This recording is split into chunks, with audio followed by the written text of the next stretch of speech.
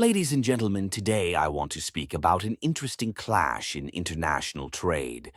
The recent remarks by the United States Commerce Secretary criticizing India for not importing American corn. On the surface, this may look like just another trade complaint, but in reality, it tells us a bigger story about agriculture, biofuels, global politics, and the choices nations make for their people. India's maize journey. Until very recently, India was largely self-sufficient in maize, or corn, and even exported small quantities. In fact, as late as 2023, India was exporting maize to several Asian countries. But something changed. The government decided to prioritize ethanol blending with petrol. To reduce dependence on imported crude oil, India has set a target of blending 20% ethanol with petrol. Where does much of that ethanol come from? Corn. This diversion of maize for ethanol has transformed India from being a modest exporter into becoming a net importer. U.S. frustration. Now, why is the United States so upset? The U.S. is the world's largest agricultural exporter, controlling about 30 to 32% of global exports in crops like corn, soybeans, and wheat. It produces massive surpluses, nearly 360 million tons of corn annually, but only a fraction is consumed domestically. Much of it is exported, and the U.S. needs big buyers to keep its farmers afloat. So, when India, with its 1.4 billion people, chooses not to import American corn, Washington sees it as a missed opportunity. The U.S. Commerce Secretary bluntly remarked, "India brags about its 1.4 billion people, but why won't even a billion of them buy a bushel of U.S. corn?" India's position. But India has reasons for its stance. First, Indian trade policy discourages large-scale imports of staples if they can be avoided. Why? Because food security is a sensitive issue. Relying heavily on imports could put farmers and consumers at the mercy of global prices. Second, most U.S. corn is genetically modified GM. India has been cautious, some say resistant, towards GM crops, citing health, safety, and biodiversity concerns. Current rules restrict the import of GM varieties. This makes it hard for U.S. corn to even enter the Indian market. Third, India's maize production is not negligible.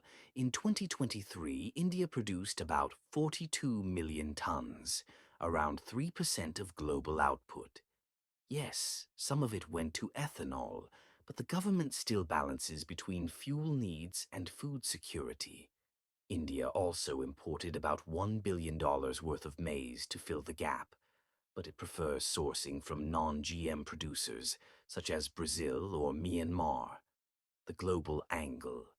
Let's also remember India is not alone in avoiding U.S. corn.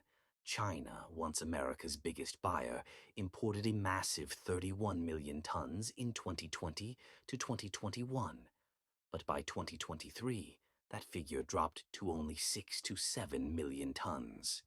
Why? Because China shifted to cheaper corn from Brazil. So, the U.S. is facing not only India's reluctance, but also global competition.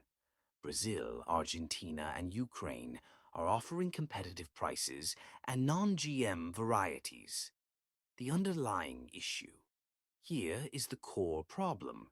U.S. farmers grow corn on nearly 90 million acres, but domestic consumption is far smaller. Much of that corn is GM and not acceptable to many countries. So, the U.S. government feels pressure to find buyers. And when natural demand doesn't exist, Washington often uses diplomatic or even aggressive trade pressure to create markets.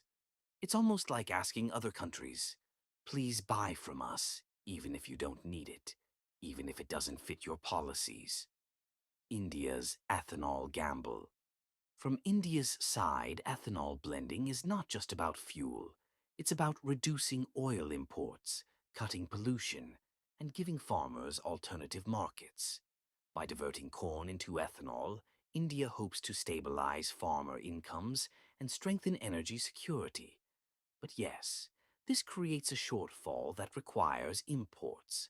Still, India prefers to control where it imports from, prioritizing sources that align with its non-GM policies and cost considerations. That's why American corn has been left out. So, when the U.S. Commerce Secretary attacks India for not buying American corn, it's less about India alone and more about the U.S. struggling with its own agricultural surpluses. India has every right to make policies that protect its farmers, fuel security, and consumers. This debate highlights the tension between surplus economies like the US, who need markets, and populous economies like India, who need security.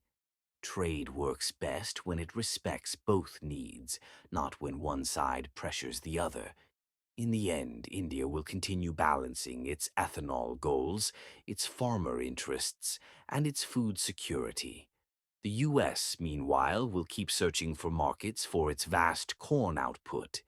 The clash we see today is just one chapter in the ongoing story of global agricultural trade. Thank you.